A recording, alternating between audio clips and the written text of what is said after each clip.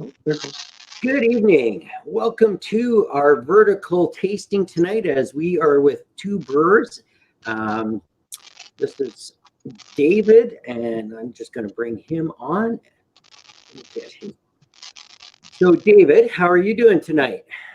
Well, now that I've got everything set up, I'm doing okay. The challenge for old people. Yep. All this new modern technology. It's always fun. So tonight, Two Brewers, we're going through this book together. It's Saturday nights. David DeCojamo and his co-author Blair has wrote this, and it's a trip across Canada with all the, as many distilleries as they could get. A few have come, a few have gone since they wrote the book, and tonight we're doing the Two Brewers, page 1, page 2. Yeah, don't show the competition there. There, I get everything backwards here. So tonight we're doing the Innovative series, and we're gonna start off with the number 11.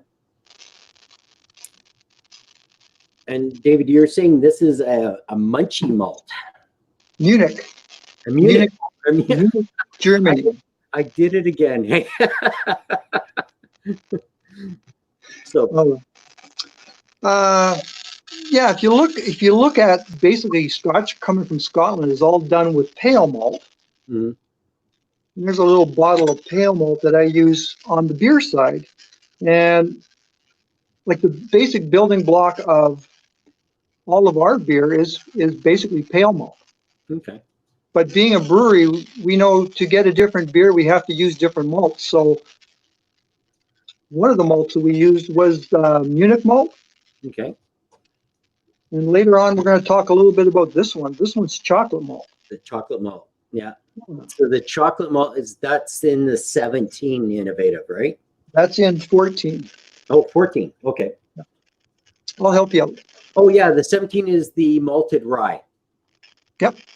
Okay. Right. Yeah. So being a brewery, we kind of understand to get a different beer, you've got to use a combination of different malts. So we're using that same idea through the Innovative series, the ones you'll see with the blue labels on them. And some of the other series that we have, this is one of our classics. Yeah. Now that one's basically a pale malt, like an all pale malt. So kind of a traditional Scottish type. Yeah. But in Canada, we've got the ability to use other malted grains. Mm-hmm. So it allows us to play around a little bit. Yeah. And then you guys also have the single mash. This one happens to be the 18, the cast strength one. Yep. So it started off as some pretty clear lines, and now we're doing all kinds of stuff. So you talked to me 3 years ago, I would say, well, basically it's always this way. Well, that doesn't happen. Like, it's all over the place, and everyone's different. So I don't know if you can see behind me. Yeah, there's all 21 of them. There's all 21s of the whiskeys we have released since February of 2016. Yeah. Numbers 1 through 16 are now sold out from the brewery. We don't own them anymore. You may find some in the stores. And we can't make them again. So they're all one-time offerings. Yeah, and they're all limited barrels too. Because what's the maximum number of bottles can you normally produce? Well, per rye, I guess. We could blend everything together one day and make thousands and thousands of bottles. Yeah. But the smallest we've done is like 320 bottles. The biggest I think we've done is just over 1,700 bottles. Yeah. And everything falls in between there somewhere. 300, 500, 800. Yeah. So it's all over the map. So what you got to do is when you look at the bottle, just look at the side. I don't know if I can do this. This is a challenge. Yeah. Yeah, you've got the bottling number. Oops. Yeah. So it'll give you the bottling number. It'll give you the bottle that you have, what number you have, and then it'll tell you what date it came out on. Yeah. So this one is number 62 of 810. Yeah. I had to put my glasses on. Yeah. I got 87. So we're pretty well out of the, pretty close to the same cases. Yeah, But 60. if you look at that batch number 11, that came out September of 2018. There was only 810 bottles made. Yeah, there wasn't a lot of it. No. Well, I think one of the, and I'm making stuff up as I go here sometimes. Because we're doing this innovative series, we're really not sure how the public's going to like it. So some of the early innovative ones were a little lower in numbers. Mm-hmm. And Yeah. I've seen that climb over the years. So that's just my theory. I'm sure I'll hear about it from the boss tomorrow. Well, for me, I mean, I've tried from, I think 2, 3, or 4. I can't remember which one. Well, let's just plug it. In the Spirit Festival place, you guys come out and pour for us every year. You bet. Can't wait for the show this year. Yes, September 12th. That's a Saturday. Tickets are on sale on Eventbrite. Just search In the Spirit. There's our little plug for probably the only whiskey fest going this year. But yeah, so I've got to try you guys way back in the early days. I wasn't I knew it was going to be a good juice, but I wasn't a big fan until about batch 7. And after that, we became quite a fan. I've got just about everything from 11 to 21 left. So nice. And even at that, not much of the 14, not much of the 17, not much. They're all going down. So, well, those early ones, when I see a 14 in some guy's store, I just buy it back. Yeah. I want them all. Well, that's just it. And again, David, I have to thank you for the 11. That was very kind of you. Well, we've been drinking, so I'm not sure what I said. So. Well, you offered me every number from here till infinity. Remember that? Yeah, I kind of remember. I think our wives and girlfriends might differ with us, but oh well. Anyways, so what gives them the idea to every release is a little bit different, even through the classic lines. Where did they get these ideas? There's somebody just sitting around having a dram and going, we should try this in it. I think the what brings us to this point is we make 40 barrels of whiskey a year. Mm-hmm. We're a brewery. The whiskey's kind of it's not a second thought, but beer is what pays the bills. Mm-hmm. So we make whiskey basically in the fall and the late winter. Yeah. Would you say when you're done with the brewery side of things, or is it just a lull in production? Or well, you got to go back to 2000 and let's call it 2007 when we had gaps or space where the brewery wasn't being used all the time. Mm-hmm. So what can we do? We were making money. What can we do to basically run this thing every day? And they came up with the idea of whiskey. Let's make some whiskey because we've got all these spots that we could slot in there. Well, then the beer boom came, and those slots just shrunk up. Yeah. And basically most of them went away. Mm. And so I think that is one of the reasons we only make 40 barrels a year. Yeah, no time for it. Yeah, and we only make... Yeah, beer's your cash cow, right? It's fun. Yeah. Man, I've learned so much, and I've had so much fun, and I've had a couple of hangovers on the way, but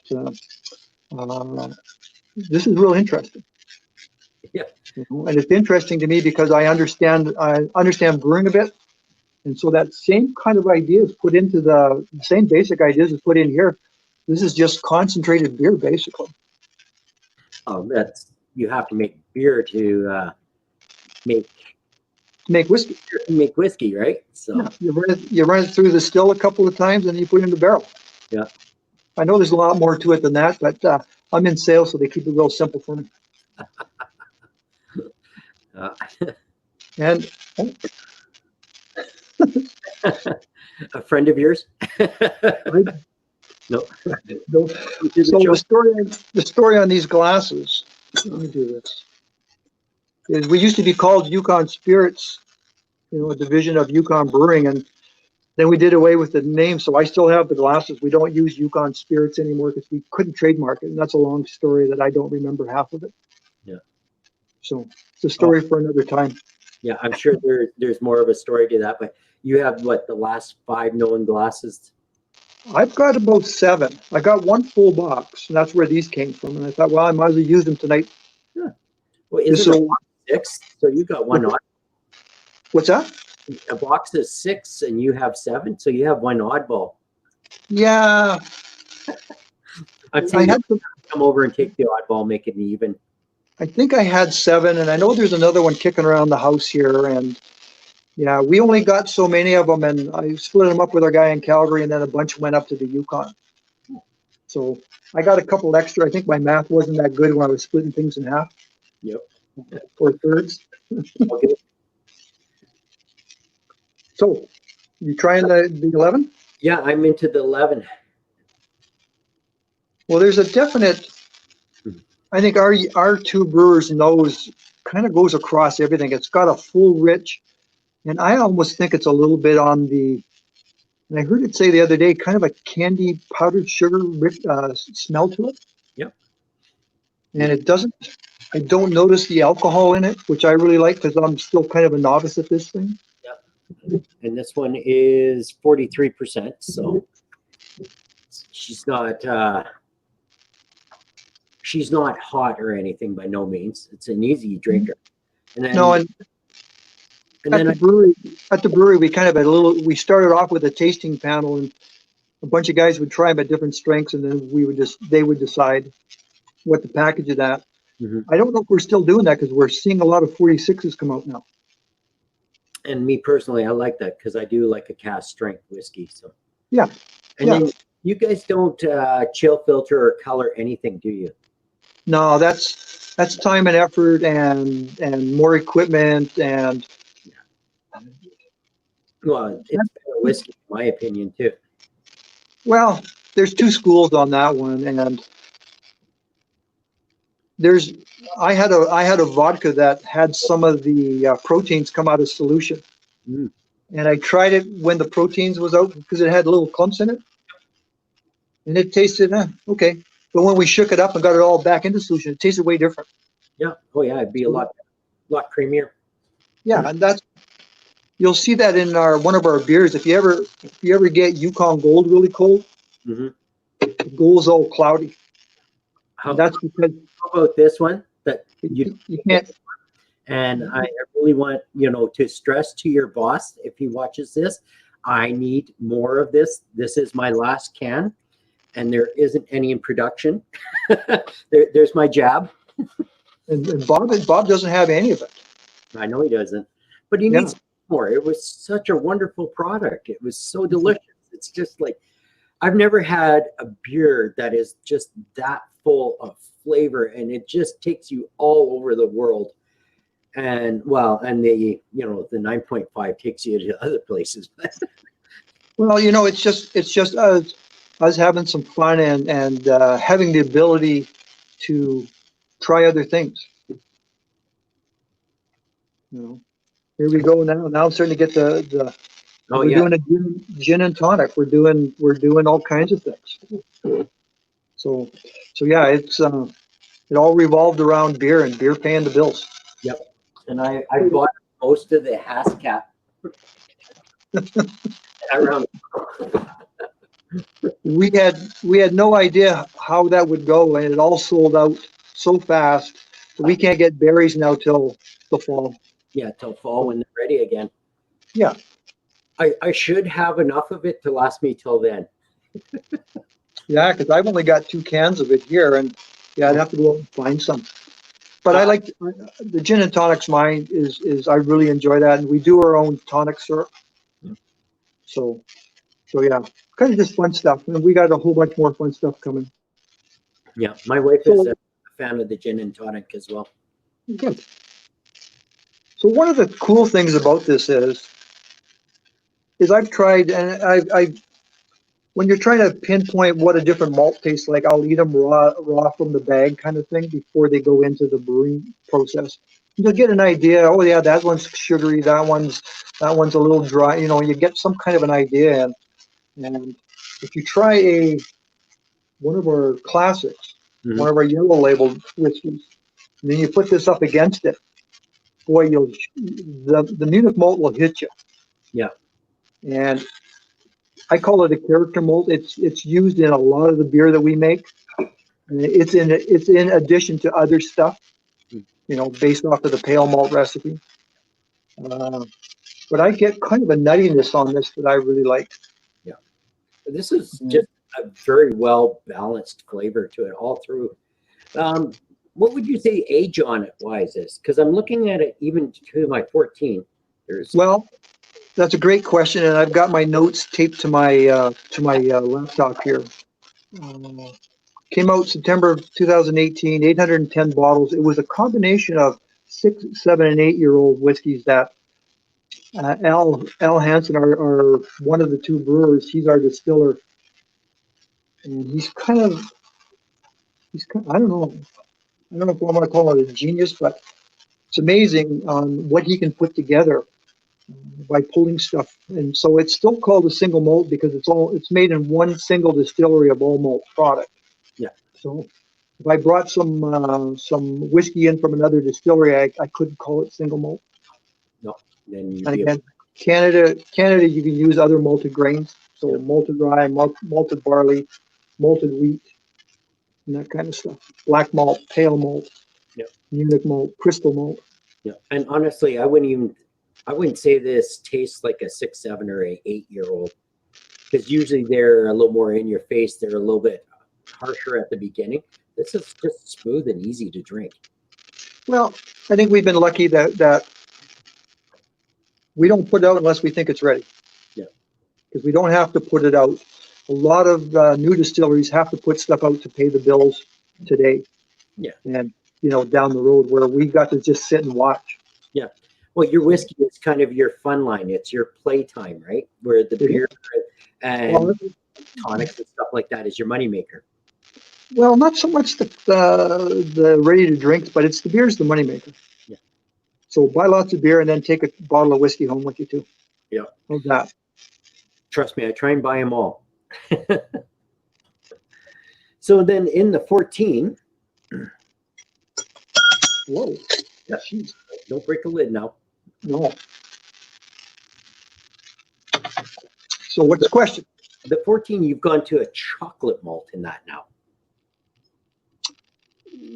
Well, again, it's innovative. So we're going to do something different. I tell people that if it's not a classic Scottish style, if it's not peated, if it hasn't been in a sherry or port barrel, we had to make up a category. So we make the best innovative whiskey in the world because it kind of goes through that sieve, goes classic, peated. We call it special finishes, means it's been in a different kind of barrel. And I said, well, whatever doesn't fit just falls into the catch-all category called innovative. Nice. So yeah. Then I also noticed the 14 is at 46%. So it jumped up 3% as well. Yeah, and again, I'm not involved in those decisions. I could find out what was going on, but I go back to the story that they let the tasting panel try it, and then they go from there. Yeah. How many people sit on that panel? Well, now you're asking stuff I don't know. I'll make up. There's 4 guys. Yeah. So the next question is, how do I get on the panel? You got to come up to the Yukon. I think I can plan that.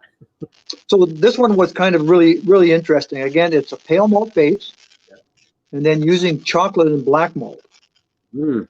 And if you know about making stouts and that kind of stuff and porters, there's always black malt in there. There's always chocolate malt. There's pale malt. So basically, this is a stout, for lack of a better term, that has been run through the still a few times and then aged. Nice. Came out with that. Nice. Now I know that what I got to get my brewing friends to make. Yeah, and it was really one of the cool things that Al said to me was that he had the 14 in the barrel, and it took a few years before these chocolatey coffee notes started to come through. We weren't sure it was going to happen, but it took, I'm going to say 3 years. That's as best as I can remember it. But this one was the first one I ever called Bob. I said, we need to make this all the time. This needs to be our flagship whiskey. Yeah, I can see why. And it's Yeah. made like the coffee notes on the nose are mild, but they are distinctly there. On the finish, and I don't drink coffee at all. I like the smell because, again, it's roasting beans like malt's roasted. So I kind of draw that similarity. But this one, I get the big chocolate up front, and I get coffee on the finish.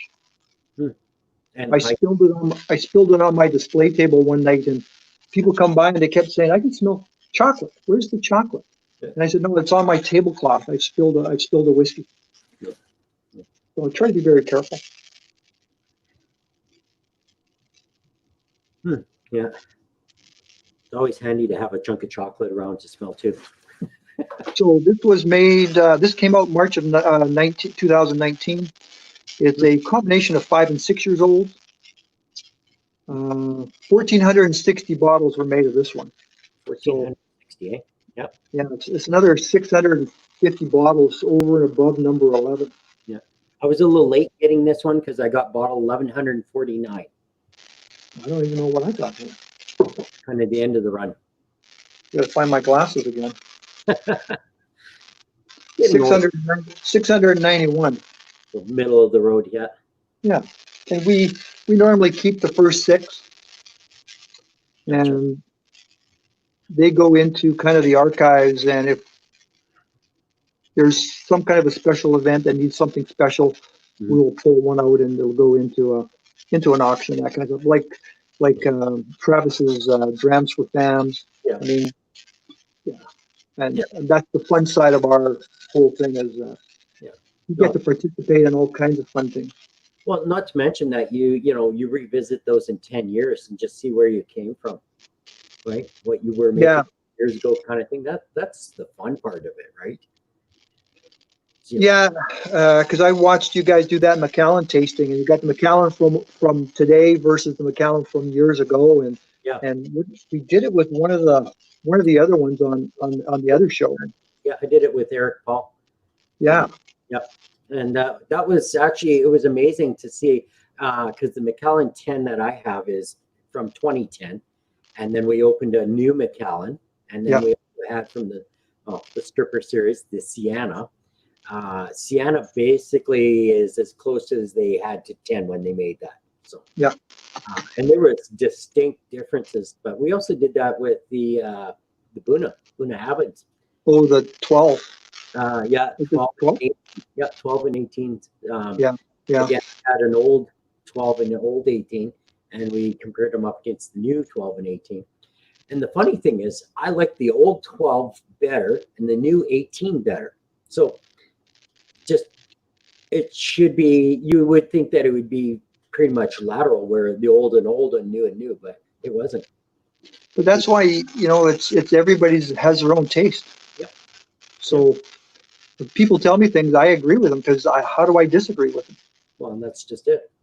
Yeah. So, but it's also interesting that, you hear a lot of companies is like, we keep making, we've got 24 people on our tasting panel and they're making sure that it's the same as last year and this and year and stuff. And honestly, you wonder, you go back 10 or 15, 20 years, is it the same? Or have they just mildly changed the formula a little bit? It doesn't take much because they're making so many batches. And if it changes the hair on batch 1, if they make 100 batches a year, it changes the hair every time. Yep. I can't imagine where it would end up. Well, and that's just it. But I mean, you get some of these where they're adjusting their flavor profile all the time so they can keep that same. Well, do you have a bottle from 20 years ago that you're tasting against, or barrels? Yeah.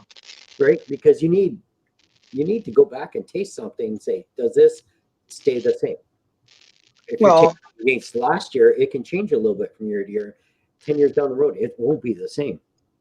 I kind of look at it from a beer side, and I look at beer.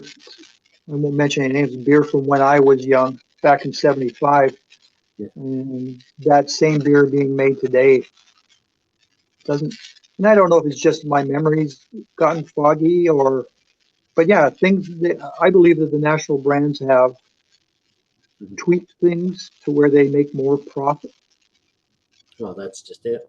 So I would expect the same thing to happen in the high volume vodka, high volume gin, high volume anything. If we can squeeze an extra nickel a bottle out, Yep. we only make 10 million bottles, so that's going to add a couple bucks to the bottom line. Oh, it's going to add a lot of it. And yeah, when you've got investors, they're all about the bottom line. Yeah, yeah. Yeah, product be damned. We want more money. Well, you can't go too far, right? Wow. And we've seen companies go too far and lose it all too. So, But I think when I was young, there was a whole bunch of different breweries in Alberta, and then it all got filtered down to the two national brands, and then they told us what beer was, and you just got to chisel a little bit off every time, and all of a sudden, we're drinking wet foam. yep, exactly. So Interesting. This the finish on this is very, very much chocolate. No coffee on the palate. See, and I get it the other way, and I think because I don't know coffee. I know it in a coffee stout, a coffee porter, a coffee whatever. So I get that. And if you've ever eaten black malt, that just tastes like coffee grounds. I've seen people spit them out. They thought they were cool, and they throw them in their mouth at a beer show.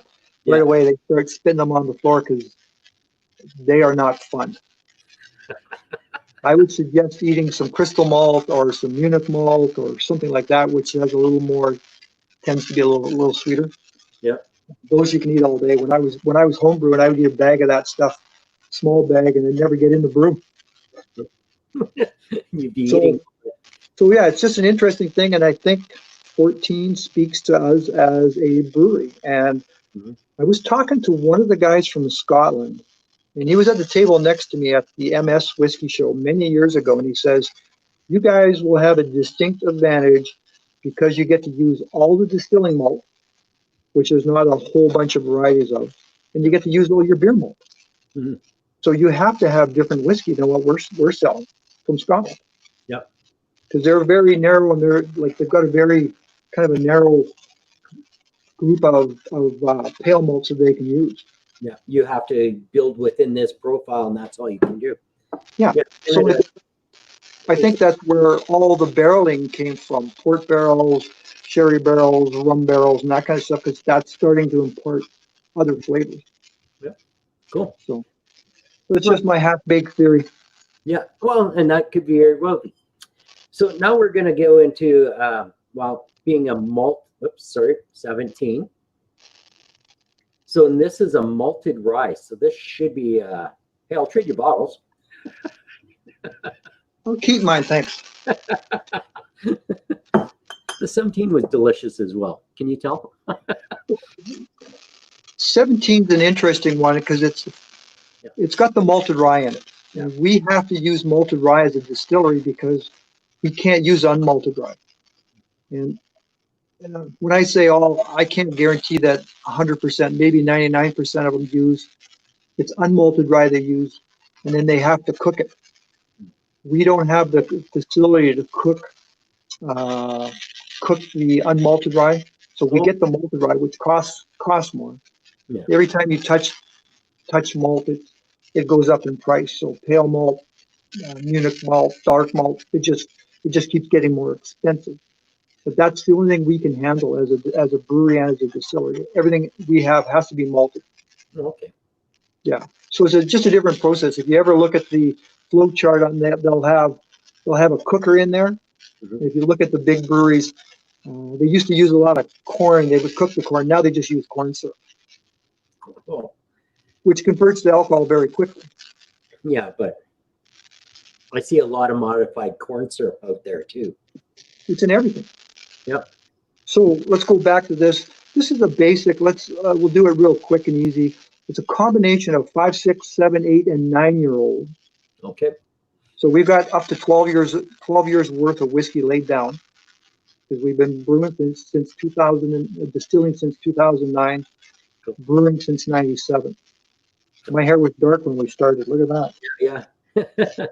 Do you think they might do an age statement at some point, having 12 years worth of whiskey laid down? You know, age statements are kind of like, I wait every day at a show. I wait for some guy who says, "How old is this?" And I always say, "Do you believe older is better?" Mhm. And right away they're a little nervous. They go, "Yeah." I said, "Then I'm the best guy in the room because I'm probably the oldest guy in the room." And then Yeah. they, "Oh, okay, I get it. Old doesn't mean anything. It just means that it's been around for a long time." Yeah. Like when you look at a shelf of Scottish whiskey, a 12-year-old will be on the lower shelf at $35 a bottle. And then there's a 12-year-old up on the top shelf, and that might be $110 a bottle. So if all 12-year-olds are the same, they should be charging the same price. So, Yeah. so Well, and it depends. it comes down to what do you like? Yeah, I agree. And I try not to answer that with an age statement right off the bat. Yeah. Because if I say, "Oh yeah, this is a 6-year-old," the next thing the guy says, he tries it. "Yeah, this tastes a little young." Yeah. They don't know. No. That being said, to date, my favorite whiskey is a 6-year-old. Yeah. You know. It doesn't mean it's good or bad. You try it. If you like it, buy it. And if you want to put your money down, I don't care. I had a guy come in the booth one time, says, "This is the worst whiskey I've ever tasted in my life." He says, "I only buy 18-year-olds and older." Yeah. I said, "Well, I can't disagree with your opinion." It's like those guys that say, "I only buy Johnny Walker Blue." Yeah. I tasted that and I didn't like it. Yeah. If But you want that's your, me. So this one came out, 17 came out in October of 2019. There was 1,090 bottles made. We only use 7% of malted rye in the grain bill on this one. okay. Again, it's kind of like our peat. We started with about 23% peat in our whiskey, and we're up into the 77% peat now. So the way my mind thinks is we're going to have some other rye whiskeys coming, malted rye whiskey, that'll be at a higher percentage. Yeah, I know a few people that like the rye whiskeys a lot, and yeah, seeing that this one's 46% again. So Yeah, and I've got some lot 40 up here on my credenza that thing, and it's a rye whiskey. I like it. Yeah. So again, I didn't think I was a rye guy, but you find the right one, then you go with it. So this one we brought in straight rye barrels from the Peerless Distillery. I don't know if you ever heard of them. I went to buy one of their bottles, but it was like $150, and I said, "I'm not that interested." Yeah. It would have been $60, $70. I would have bought it. So we brought those barrels in, and this spent some time in the Peerless rye barrels. okay. And when 23 comes out, that'll also have some aging in the rye barrels. This So is there should got an interesting nose on it. It's almost like sweetgrass. not burning sweetgrass, just Yeah, no, just like wet sweetgrass. yeah. And I'm always stuffed up, so there's not like I have a bit of a hard time nosing stuff, and we did a little beer tasting on my deck last night, and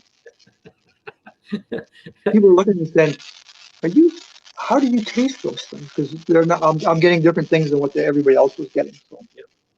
but just that time of year, Oh kind yeah. of a fun project. And last Saturday we were on with a distillery from Turner Valley, Alberta. I won't mention Eau Claire's name on this show. Yeah, don't mention Eau Claire at all. But they did a malted rye. Yeah. And I'll never forget Kaylin, the distiller, said, "I'll never do that again." Rye is really hard to work with because it has no husk. Hmm. And it'll turn into concrete in the bottom of your thing if you're not paying attention. Yeah, you're in there chiseling it out. Well, it blew back on her, so she had it. She wore that one. Yeah. But I did run out and buy a bottle the other day just because I know they won't make it again. Yep. Well, and I mean it's unfortunate because everything I've tried from Eau Claire we've quite enjoyed, and that even goes for that nasty gin stuff that I don't care for. But theirs wasn't bad in a cocktail at all. Well, once you mix it in a cocktail, how do you know, right? Usually the juniper comes out, and I don't like sucking on spruce trees. It's just Yeah, I'm not a juniper fan either. Um, I've tried a whole bunch of gins when I was starting in this business. Yeah. And I said to a guy in Jasper, I said, yeah, I don't like gin. And I didn't realize he was a gin expert. He took me downstairs into his lower level where his gin stuff was stashed. Mhm. Yeah, I floated out of the store later that day. Luckily, I was walking the streets in Jasper. And I got an education, which is great. Yep. Because if you don't get that education, Well, that's just I it. made that. I thought all gin was bad.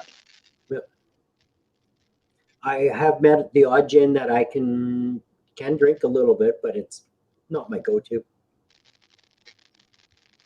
I'm not going to go in the house and get the gin out. I won't do that. I will go in and get my gin and tonic. I'll go get the Haskett lemonade. Yeah, I'm really lazy, so I go and grab the bottle of single malt, or I get a can of beer. Yeah. If I don't have to do any mixing, and I'd rather be sitting drinking rather than standing over the sink working on a whole bunch of recipes. But some of the bartenders I know are just amazing. Yeah. Those guys are like some kind of savants. They're like some We kind of do a lot painter. of cocktails as well. Yeah. We're thank you COVID, because we were not cocktail people prior. So we just got started. We were watching a show, Park Whiskey actually. Yeah. Was doing a live Saturday or whatever in their kitchen and stuff. We watched it. Was like, oh, looks like fun. And yeah, we were kind of, well, now we're into cocktails. You know, yeah, my girlfriend Heather, she's going online looking at stuff all the time, and she says, "Hey, I'm going to make a cocktail with your gin." Oh, geez. She came down here, try this. Oh, hey, I like this. Yeah. Because she spends all the time and effort. I'm great. I'll drink it. Yeah, you're going to pour drinks for me? Sure, I'll drink those for you. What else are you going to bring me? Yeah. What's Yeah. next? So it's one of those odd things that I just won't spend the time. Yeah. And most of the time, I never have half the ingredients they ask for. And we have bought so many ingredients, and we're now into making a lot of our own stuff, and yeah, now we're getting into, well, we're just starting on making our own bitters, so they're not cheap either. We're looking at $18 to $30 for a little thick bottle of bitters, and you're like, holy cow. So yeah, and you use a couple of dashes and you're done, right? Yep. So luckily, most cocktails call kind of for the same flavor profiles, but okay, we're probably, well, we're over a dozen different flavors and bitters alone on the shelf, not including what we're making for simple syrups and other addings, right? So, but anyways, that's cocktails. This is whiskey hour. Whiskey half hour, isn't it? Yeah, we're a little over the half hour. We're pushing forward. Yeah. I don't have my glasses on, so I got to, if you see me squinting, I'm trying to read something without my glasses. So yeah, that was, so we've done 11, we've done 14, we've sampled a little bit of 17. Yeah. 17 is the only whiskey that I actually can sell to a liquor store. So 1 through 16, I don't own, we don't own anymore. When I say I mean the bigger group of us. Yeah. I somehow put myself in front of all this kind of stuff. Yeah. So 17 is the first one that I can actually go out and sell to a liquor store. Okay, because it's what you have. One after another, they go off the market, and something else comes along and replaces it. It's great now because I've got 4 whiskeys in. I got actually 5 whiskeys in stock. When we first started doing this, I was the one-hit wonder. I had 1 bottle. Do you like this kind of whiskey? No. Okay, see you later. Yeah. Now I got peated, I got classic, I got all kinds of things. So you've got 17, 18, 19, 20, 21 available. 21 just came in a couple weeks ago. Yeah. That's this one. Okay, let me see. Yeah. I'm getting better. Yeah, you're getting better. Your bottle looks like it's brand new. Well, it just came out. Yeah, mine did too. And you don't you drink your whiskey? That one's between 87 and 89, Kent. The number on the side. That's 91. another story for from a different show. So Yeah. yeah, so the next one, if we go along here in order, I'm trying to keep this thing down to a minimum time.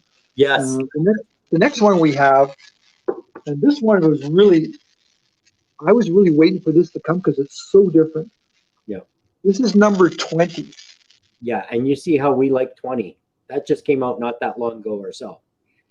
I had a local restaurateur come to my house, Hmm.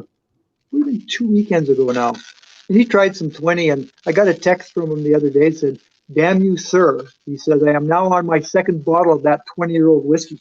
I don't want to correct him, so as long as he keeps buying, I'm happy. Yep. Yep. So this one is innovative again. The really interesting twist in this is that the last 2 years so let me back up a little bit here. Start from the beginning. Yeah, so basically it was 4 barrels. Hmm. 2 of the barrels were actually, I can't remember the guy's name, but he came into the brewery and said, "Can I put my maple syrup Yeah. in your whiskey barrels?" Yeah, sure, why not? Let's try it. Yeah. And so he put it in we took the whiskey out, put it in another barrel. He put it in, his maple syrup in. And then when he needed it, because he would package it, and he sells this stuff all over the world. Yeah. Really cool guy. We put whiskey back in. So over 2 years we did that.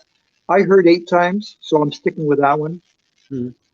I'm sure that's pretty close to the truth. And what came out of it is a maple aged single malt whiskey. Yep. Came out in April of 2020. 1,055 bottles.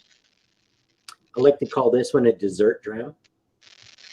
Well, the strange thing with this one is my only recollection of maple is from a few beers in the industry and cheap maple syrup at the store, which I think it's all maple flavoring, and it has a very definite nose to it. Yeah. When I opened this, I said, "Well, this doesn't smell like all that other stuff." And then I went and I opened the bottle thinking, "Yeah, something's not right here." Well, this bottle doesn't have that, what I consider to be how maple should smell. Okay. Yeah, and so I took it over to the whiskey drop. Mhm. Yeah. And Graham tried it and says, "Good." He says, "This is great." He says, "It doesn't smell like maple." I said, "What do you mean?" He goes, "This doesn't have that mapley smell Mhm. that I think if you smell that in your whiskey, it may turn off some people instantly." Mhm. But it's just kind of got that. There's a To me, there's this a is maple syrup. Like it. yeah, But then, I mean, I have cousins in Ontario that used to send us a 4-liter can of maple syrup every year. And so I grew up on maple syrup, and this is, oh yeah. As a but young youth, I used to drink it out of the can. Don't tell my mother. easily. But this one I really like because it's so rounded. Like it just like the from the nose to the finish, it's just got that. It's hard to pin down, but anybody out there that's actually listening, this is something you got to try. Like I say, it's an absolute delicious dessert dram. Yeah. So I believe we're actually going to try this again. Well, that's perfect. No, that'd be neat. See again. It's I'd almost like to see it with a little spice to it, a little rye, maybe even. Just give it a sideways twist. well, knowing Al like kind of how I do, I imagine that he would try something else. Yep. Yep. And this one, I'll be putting extra cases of this away in my basement. Perfect. I know where to come shopping. Well, it's gonna go quick. I'm down to 2 cases in the province, and I've got to bring some more down, but I don't know how much we have. Oh wow. Yeah, So, it's gone very well, yep. and yeah, Well, that's awesome. it's a fun one, and it's really fun that you actually did this, where you got to try innovative and see how different things can be by just changing 1 or 2 things in the cake mix, right? Yep, exactly. Well, sometime maybe later this summer, we'll do the classic or the peated line or something like that. I think the peated line would be real fun I'm down for that. because and I've got extra bottles of number 3, which was our first peated. Wow. I So, definitely for that. yeah, 3, 7, 12, and 19. Yeah. And 12 for a peated whiskey. It won this year at the Canadian Whiskey Awards. It won Whiskey of the Year, and it won Canadian Single Malt of the Year and Nice. Sipping Whiskey of the Year, which really was a shock. No, that's incredible. So Yeah, that usually goes to a national brand. yeah, perfect. Well, Dave, on that note, I'd like to thank you for joining me tonight and drinking some whiskeys. Well, thanks for inviting me back again after the last disaster I had. So, Oh, it's always good. We'll talk to you soon. okay, I'll see you Friday. You bet. Sounds good. Yeah. Okay, thanks, guys. Have a good night. Bye.